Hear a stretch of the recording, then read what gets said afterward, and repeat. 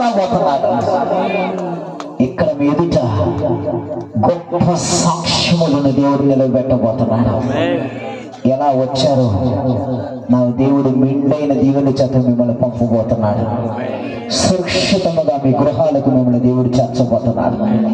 మేలైన శుభప్రదమైన కార్యాలని కనుడి ఎదుట దేవుడు చేయబోతున్నాడు.